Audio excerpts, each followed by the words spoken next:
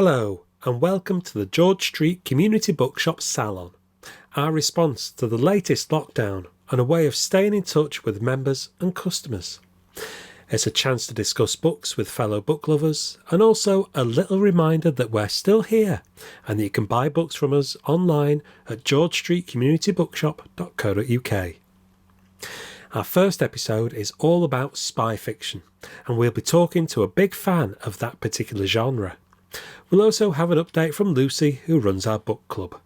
So grab your drink of choice, pull up a chair, and make yourself at home.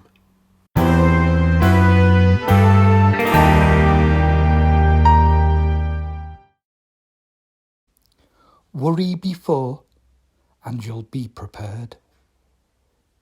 Worry afterwards, and you'll keep your feet on the ground. But don't worry during action. That's fatal. Helen McInnes, Assignment in Brittany. Hello, welcome to episode 1 of our Salon. This episode is called Male Bonding and it's concerned with spy fiction. Modern spy fiction, like many genres of fiction that we now have, came of age in the 20th century. The great powers found that as technology developed and it was easier to communicate and you can move around the world quicker, that they had to respond to threats or perceived threats to their nationhood, to their status. So they developed secret intelligence services, secret services that looked at dissidents at home and secret intelligence services that kept an eye on foreign countries and foreign nationals. And novelists at the time responded to this. Of course they did. And spy fiction as we know it was born. One of the first of the modern spy fiction books, and a book that is still read today and still extremely popular, is The Secret Agent by Joseph Conrad. And it's set in London in late 19th century. He wrote this in 1907, and it's a tale of anarchists and terrorism, and it still speaks to us today. It still has something to say about the world we live in right now, and it was recently dramatised on the BBC, and fantastic it was. So this is a great book. So okay, it's maybe a bit archaic, some of its language was so Hardy and the Brontes, and that's brilliant. They're all brilliant reads, and this is too. Perhaps more importantly for the development of spy fiction was John Buchan's The 39 Steps, and in particular his hero, who is almost a prototype for modern spies in spy fiction. He's almost like a cross between John le Carré's George Smiley and Ian Fleming's James Bond. And that character is Richard Hannam. He first came out in 1915 when he was fighting against German spies. And the book 39 Steps was a massive bestseller. We haven't got 39 Steps. Every time it comes in the shop, it sells, it goes straight up. But we have got this one. And this is called Green Mantle. And this is the sequel, and this is even better. And there are 5 books in the Richard Hannam series, and they're all really good. They're all worth your time. So those 2 books are like the founding stones or founding fathers of modern spy fiction. Now, many of the writers of spy fiction know what they're talking about, and that's because they were employed as spies themselves, even on an ad hoc basis. John le Carré, most famously perhaps, but Frederick Forsyth, Somerset Maugham, Graham Greene, Ian Fleming, Frederick Forsyth. All these people were spies, and we end up with like The Quiet American, and we've got The Day of the Jackal, and of course le Carré. Now, I presume to be a spy you have to be able to lie convincingly, and to lie convincingly you have to be good at stories. So perhaps that's why they like to employ writers.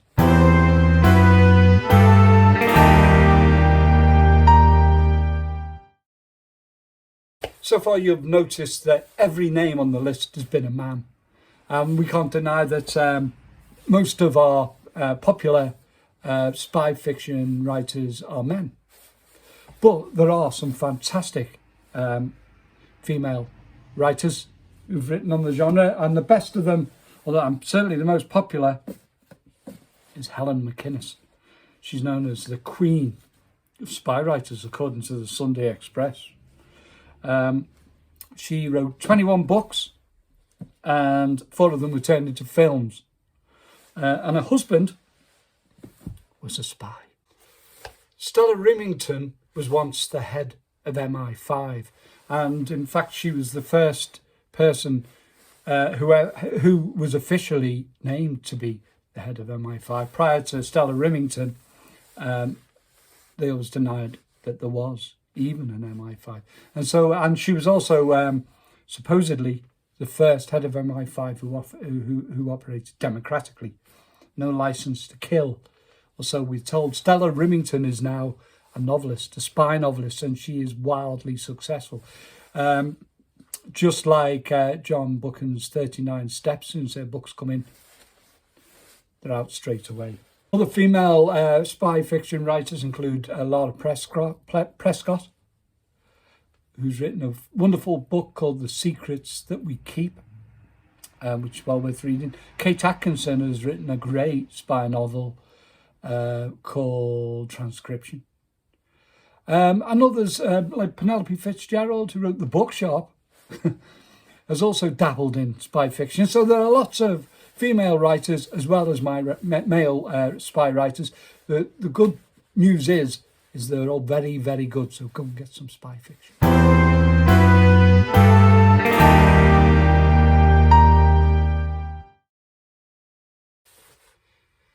Here's Lucy, who runs our Bookshop Bookclub, and she's going to be telling us about some of the books that the club have been reading and discussing, and here she is with her first report.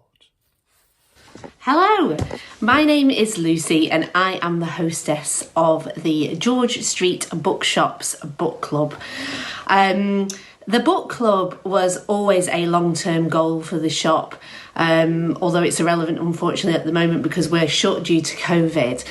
We have the perfect space in the shop to get together over a cuppa and chat books, so it was always something that we intended to do. But unfortunately, obviously, due to restrictions, we weren't able to do it. In summer last year, we decided to take the plunge and set up the book club online. And ironically, it's worked probably better in terms of book discussion than it does in person, purely because people can focus on what they're saying and let their voices be heard. So it really has been fantastic. And I know that obviously a lot of people have certainly had a hard year last year and perhaps are going to have some hard months ahead. And I know that for me personally, it's been an absolute lifesaver to be able to meet new people, albeit virtually, and to read some exciting books.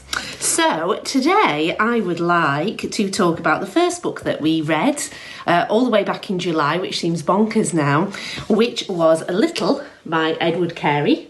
You'll have to excuse the fact that I've got it online. Unfortunately, I didn't have a hard copy. But as you can see, the cover is absolutely fantastic, so I kind of wish that I had, but oh well. Little is historical fiction.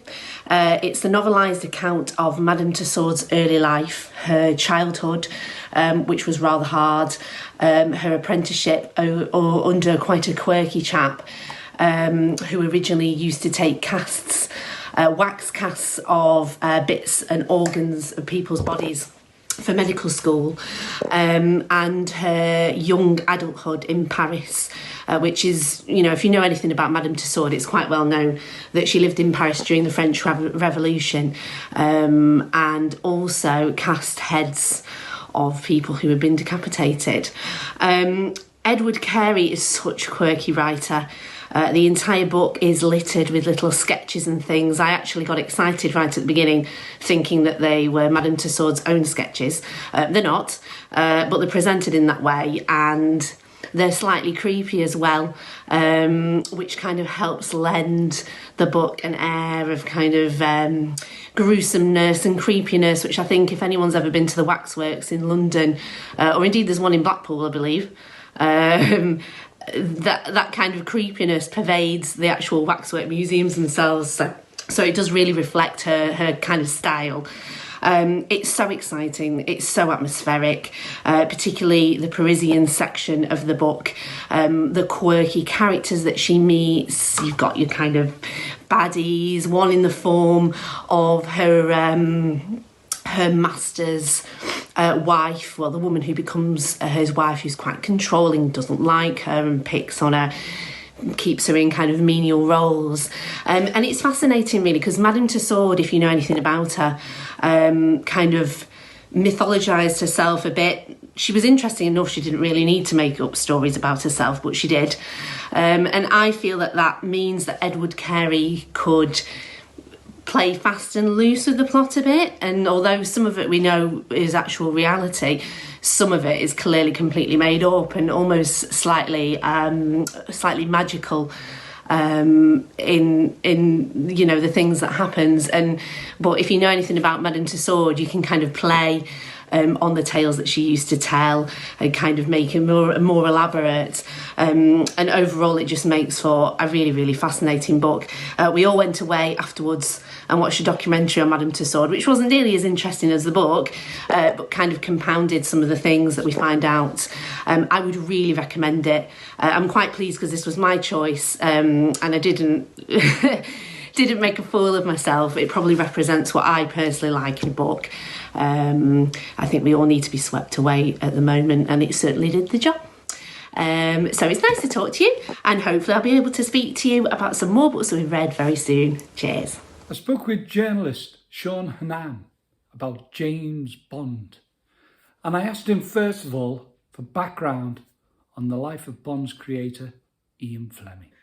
Well, Fleming started out, he studied at Eton and Sandhurst, so the military college. So that's where I guess he first of all, you get that kind of background that is transferred through into the books, because obviously Bond was expelled from Eton for indiscretions with a maid. And then Sandhurst, where obviously he got some kind of military training before he then was actually became involved in the military in the Second World War. He was recruited by naval intelligence. He'd also worked for Reuters as well, the news agency. So he had experience in journalism as well, which obviously then carried through to his writing. So it's kind of, when he created the character of Bond, a lot of the background was done from his work in the military. He worked with a guy called Admiral Godfrey, so he's working for naval intelligence. So he wasn't actually in combat. He was in the planning. So he was, organizing operations. So, there's various nefarious schemes that he dreamt up, some of which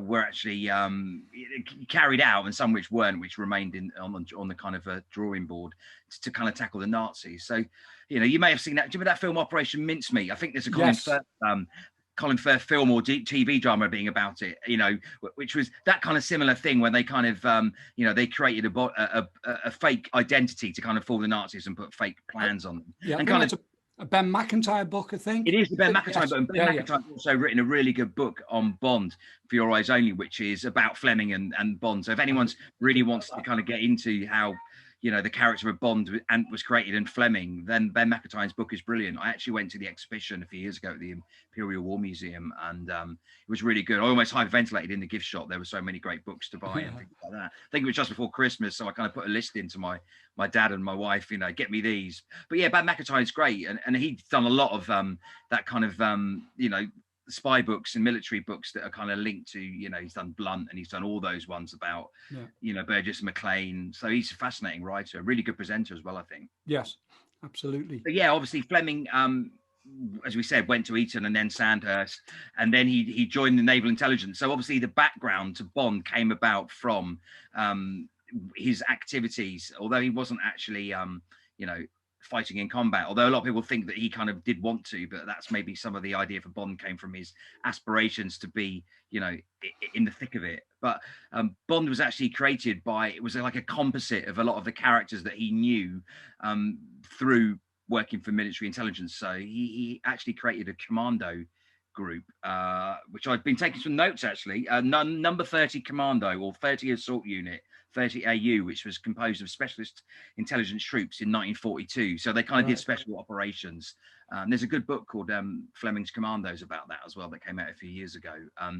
So obviously he kind of drew on his experience from naval intelligence and put all these elements of various characters into creating James Bond. So it's a composite of all the characters, or some of the characters he knew from that kind of shadowy world of, you know, intelligence and you know, military fighting, you know, in the commando world.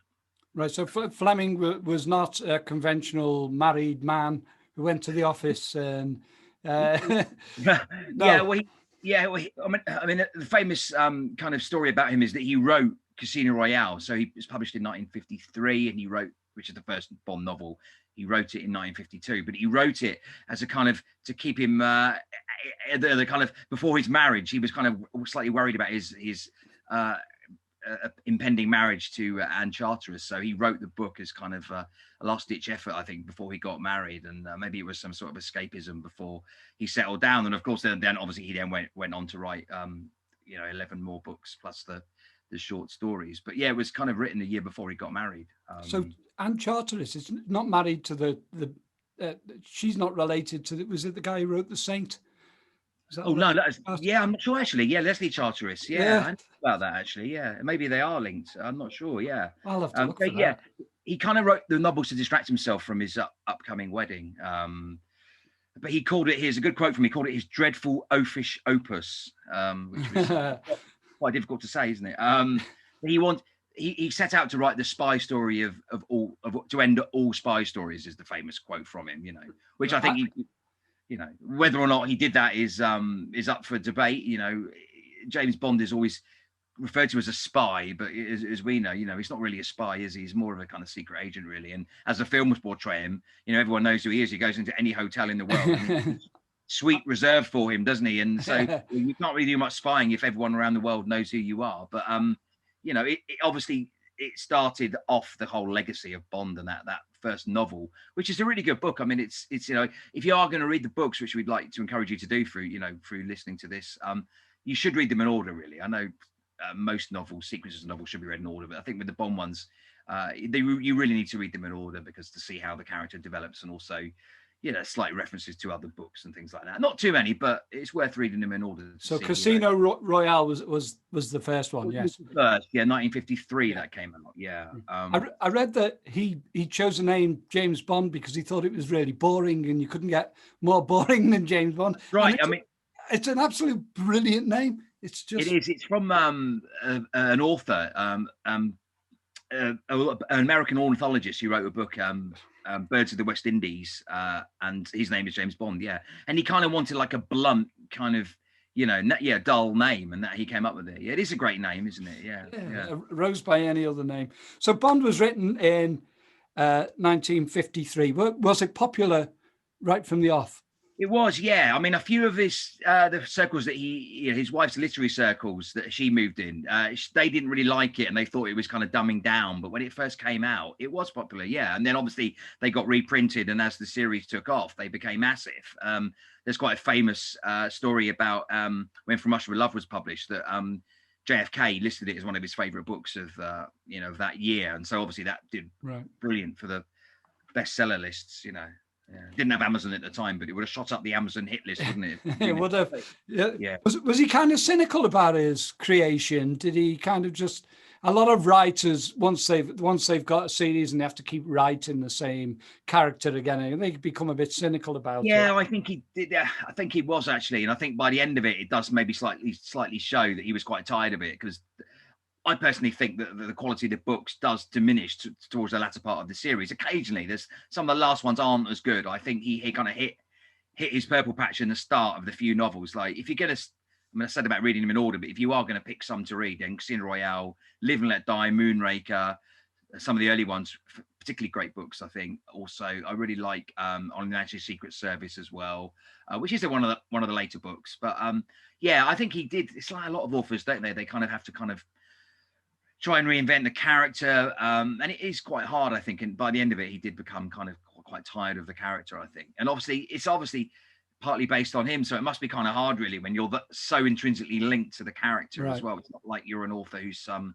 of dreamt up the character. I mean, there's a lot of Fleming, in Bond, isn't there? I mean, you read about Fleming in it. He liked, high society. He liked, but he also liked alcohol and cigarettes. He was like Bond and Fleming were both massive drinkers, and wrong with that. Bond and Fleming were both massive, fans of alcohol, cigarettes, and food as well. Some of the things I really like in the Fleming's books are his descriptions of things. I mean, descriptions of things like food, and at the time, obviously, it was post-war, so it's early 1950s. A lot of people have been used to rationing, and some of these foods that Bond is eating when he's abroad are so extravagant and exotic, and foreign travel was unheard of to a lot of people. So, that's one of the reasons the books became popular, because they were escapist, and people were reading about food they'd never eaten, and they're reading about places they'd never been. So, and when Bond is in the Caribbean, or he's in, America, or he's in Japan, I mean, he indulges in the kind of, exotic culinary delights, and he indulges in quite a few delights, not just culinary ones, but, he samples the local delicacy, shall we say? Yeah, well, that's a whole other area. But it's funny, the spies, those spies in the 60s. I'm thinking particularly of the spy who wasn't named but became Harry Palmer, Len Dayton's Harry Palmer. Yeah, he likes to cook. So he's got away with eggs. He likes to listen to good music. He's a working class lad, but he's looking to get out, isn't he? It's more escapism. It is, yeah. I mean, I think the whole. I mean, I'm a big Harry Palmer fan. You can see the poster actually behind me. Yeah. It's a poster for the $1 Billion Brain, and the Ipcress File was my favourite film of all time. And love it, yeah. Yeah, I mean, Len Dayton, you probably know this, but in the film, so there's a bit where they use Kane is cooking for the woman in the book, and they actually use Len Dayton's hands double for Kane's in the filming of when they're preparing the meal. And Dayton wrote a recipe book as well. Right, whereas Bond has a maid, May, in the book, so you wouldn't catch really Bond probably cooking his own meals. Though he was a big scrambled eggs fan in the book. Bond, he loves a scrambled egg, but he doesn't like tea. He thinks it was responsible for the fall of the British Empire. Oh my God. I've never thought of that. I know, yeah. He doesn't like tea. I'd be in trouble. I'm drinking tea now. He wouldn't like that. He frowns on it. So yeah, it's the details, I think, as well in the books. Obviously, Fleming wanted people, to know about, the kind of, how well travelled he was, I guess. And also one of the things that the films often get criticised for is the kind of branding, the product placement. But obviously throughout the books are littered with brands, because obviously Bond, Fleming writes about the things that Bond likes, from the marmalade, Tiptree jams and marmalade. I think it's all, Moreland cigarettes, everything, and the cars, obviously. So yes. Bentley in the book. So yeah, it's always been littered with brands, and what he's, I think it's the shirts that he wears and the suits, and fantastic. That's the detail, I think, that I really like in the books as well. All that, which some of it has been carried through into the films, obviously. But yeah, and even from the names of the guns and things like that, it's all well researched by Fleming. Although he used to say that sometimes he pointed things out that he got wrong. People always do that, don't they? But he actually got a guy in to help him. On some of the armory details as well. There was, Hilary Mantel said when you're writing historical novels, she said it doesn't matter what the characters do, but you've got to get the right kind of wallpaper. Otherwise, everybody else. But did this kind of machismo and this kind of high life in the later books written by other authors? Did they have to change the character of Bond for more modern kind of? There's been a lot of continuation novels. I have read them all, actually, and they are kind of varying. So you get, Kingsley Amis wrote under the pseudonym Robert Markham and did Colonel's Son, which is one of the best ones, and he kind of very much follows in Fleming's footsteps, and that was the first continuation novel after the final Fleming novels, after Fleming had died, which is really worth the read as well. Is really good. And then you get, John Gardner took over as well, but he updated it completely, and that was in the 80s. He wrote some of the books in the 80s and 90s. So it's that weird thing with Bond, whereas Bond never seems to age really in the books, and then as soon as they get in, the Fleming estate get a new author in to kind of take over the character, they kind of reboot it a bit like they've done with the films, really. You know, Right. there was no really any continuity in the films, loose bits, but then until the Craig films, which have almost kind of become, you know, direct sequels. So it's, yeah, they've reinvented the character. You know, he drives a Saab in the John Gardner novels. No. Very, very 80s, very 90s, you know, and then, No. yeah, a Saab. You'd never see James Bond in a Saab. No. Not and having then, it. No, and then there's obviously, yeah, there's Raymond Benson novels, and then you had one-offs from people like Sebastian Faulks, who did Devil May Care, which goes very much back to the kind of 50s, 60s feel of the novels. And then you've had Anthony Horowitz more recently, who did two, which I think are two of the best. Actually. I like Horowitz. Yeah, he's good at it. Yeah. Trigger Mortis is a sequel to Goldfinger, and then the last one was which I've Forever and a Day. I always forgot the title there, which was a prequel to Casino Royale, which is really interesting. Which it's like an origins novel. You know, how Bond gets to become 007 before he takes over from Casino Royale. And Horowitz also has incorporated elements of Fleming's literature. There was unused stories that Fleming's estate provided him with. So he's got more kind of source material to base it on, whereas some of the other guys have just kind of, you know, gone back to novels, but then put their own spin on it. Yeah. Okay. So you mentioned the films there. So how can you tell us some? Our last bit, really. We've done about 20 odd minutes. The films.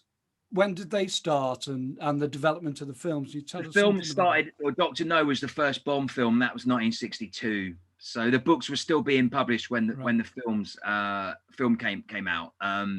And then obviously you had 63 From Russia with Love, and then 64 Goldfinger, which is kind of when Bond Mania kicked in. You know, Goldfinger, the film, name checks the Beatles. So that was like mid-60s. You had Bond Mania and Beatlemania. So that's the kind of, I guess Goldfinger is the one that kind of sets the blueprint for how really a Bond film should be. You know, megalomaniac trying to do with the devious plan to take over the world, sinister henchman, you know, glamorous women, you know, cars with gadgets. That was when kind of, I guess, the Bond that most people know and love kind of hit the ground running, really. The first two films are slightly different, even though, you know, Dr. No, the first film, is a kind of, you know, global megalomaniac. From Russia with Love, which I think, for me, is my favourite Bond film. It's actually one of the closest to the novels. And earlier I mentioned On Her Majesty's Secret Service, which obviously was the George Lazenby film. He only did one. That came out in 69. And that for me is also one of the best Bond films, and also one of the closest to the novels, because obviously they started to stray away from the novels, and then they obviously ran out of source material. So they started coming up with their own scripts. So some of them are more faithful to the novels, and some of them only use the titles and just, you know, go hell for leather with their own plots and schemes and characters. But there's always a basis, you know, some elements are still based on the novel. And then obviously with Daniel Craig came on as Bond, they rebooted it with Casino Royale, because it hadn't been made into an official Bond film. It had only been a spoof Bond film with Peter Sellers and Woody Allen and David Niven in the 60s. I've got it's a film that no one knows. It's funny, but it doesn't make any sense. It's a bit of a disaster. What's Up, Pussycat? So is that? No, that's not that one. It was a similar era, wasn't it? It's The Look of Love is the theme tune of Dusty Springfield. You know. Well, it's a bit of a mess of a film. It's a spoof film, so it's not an official Bond film. You know, worth a watch though, but can't take it very seriously. So you mentioned the theme tune there. That's more evidence of the cultural impact that James Bond has had. That, you know, nowadays people go on, or not so much nowadays. Say 5-10 years ago, it was the X Factor #1. Which will be the number one? Will it be the X?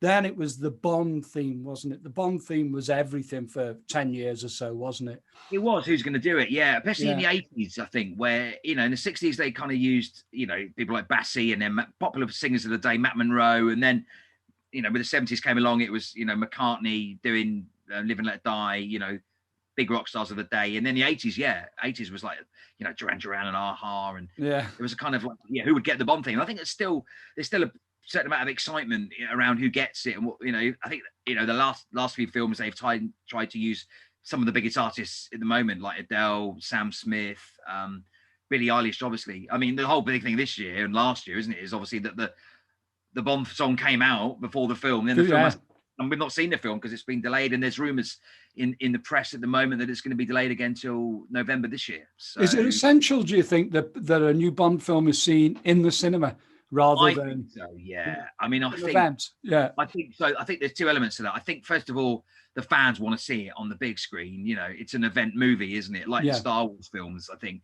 But also, I guess, just the sheer amount of sponsorship deals that are tied in with Bond is, you know, people have paid a lot of money to these products to be seen in the film, and you know, they're big box office films. And I guess if you do that, there's only so much you can recoup via streaming and on a TV. And that's if you're a maker, you spent so much money on these films as a producer, and the distributors, they want them to be shown in the best possible way, I think, on the big screen, and with the, you know, the good Dolby Atmos sound and the kind of immersive experience. And you know, I think it's a shame, really.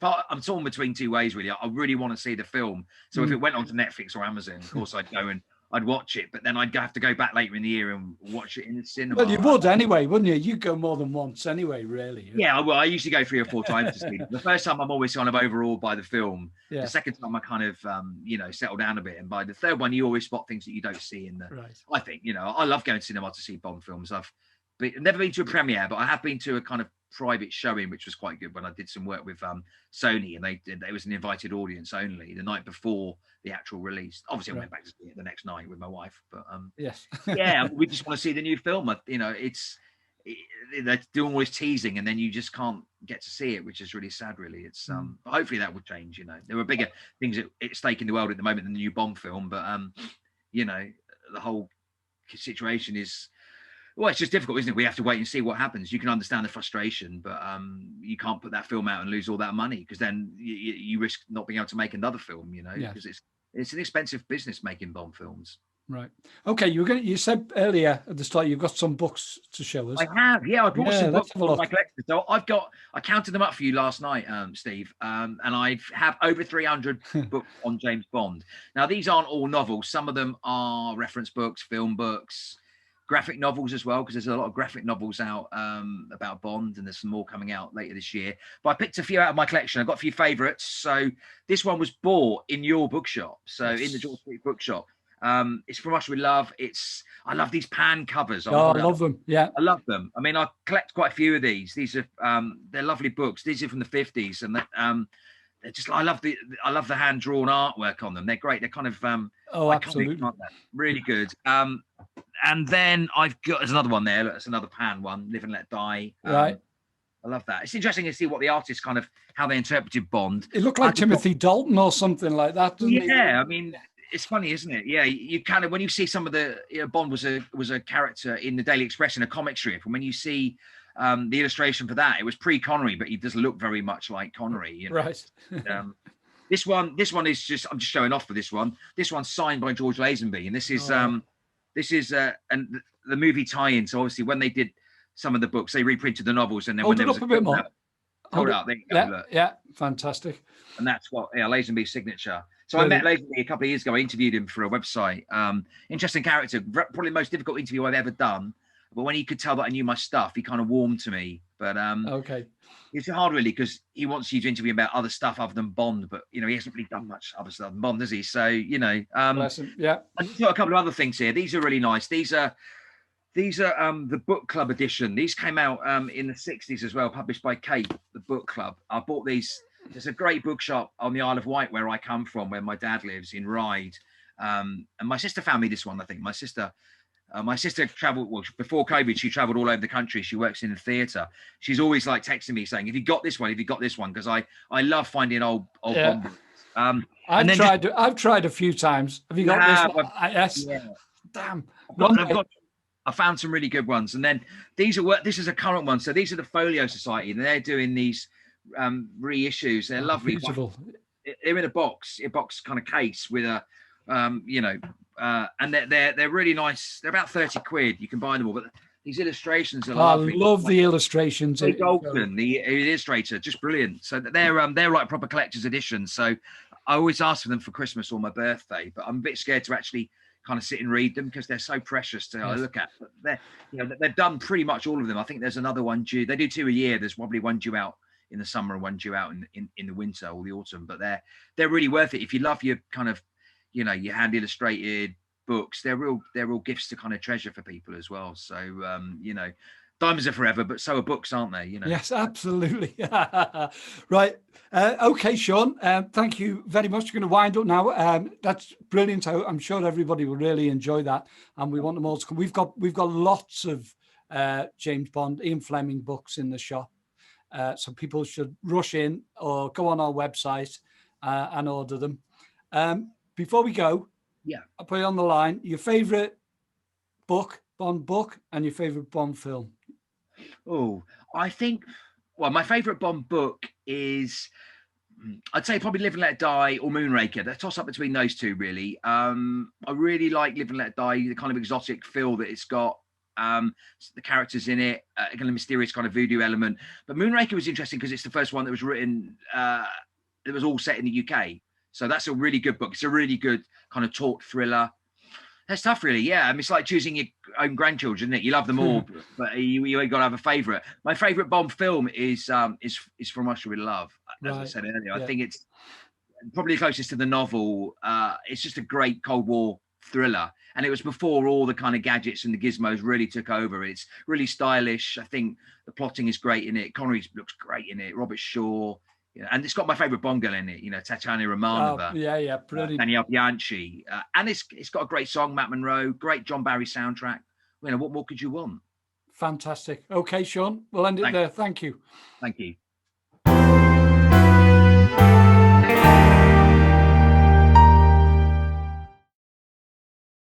Okay, I've managed to escape because I've got some top secret, important information for you. Some authors, books you should be reading. There's lots of them, of course, but for now I'll just tell you: Robert Harris, Frederick Forsyth, Eric Ambler, Amanda Scott, John Lawton, William Boyd, Charles Cummings, Alex Girls. There are more, but I've got to go for now. Give me 1 minute and I'll give you some specific recommendations. Okay, I think I can talk. Alan First, Mission to Paris, one of the Night Soldier series books. They're all good, except maybe the last one. There's about 12 of them. Anyway, Mission to Paris, set just pre-war, 1938 in Paris. And it's got drama, it's got thrills and spills, it's got romance, and it's got some really good history. Graham Greene, Our Man in Havana. Fantastic, about a British national who's a vacuum cleaner salesman. And MI6 get him to spy for them. And he does it for the money. The only problem is he's got no information whatsoever, so he makes it up, and MI6 love it. Anyway, hilarious. Kate Atkinson, transcription. A transcriptionist for the BBC in the Second World War was recruited to MI5. After the war, she rises through the ranks in love, betrayal, Nazis, double agents, warm humour. Great book. Edward Wilson, A Very British Ending, set in the 70s. Harold Wilson, his government, Labour government, and the establishment don't like him. It's all about birth. There's public schoolboys, there's coup attempts. Is it true? Is it not? Is it real history? It's fantastic. Mick Herron, Slow Horses. Mick Herron has reinvented the spy novel. He's outrageous and he's funny and brilliant. Get on to Mick Herron. Len Dayton, The Ipcress File. Come on, The Ipcress File is great. Harry Palmer, his name is in the film. Michael Caine, of course, played him. In the book, he has no name. It's a fantastic Cold War story. You're going to love it. And finally, the master, Jean Le Carré. Bless him. We're not getting any more Le Carré books, but the ones we have got are fantastic. But I've decided on The Spy Who Came In From the Cold. It's another Cold War story. It's when our country and our secret intelligence services finally acknowledge that it's not necessarily my country, right or wrong. We're not right, they're not right, we're all wrong. But anyway, it's a brilliant, brilliant book. Get down to that, John Le Carré. Anyway, I'm going to have to go, I think. Looks like I've got a tail.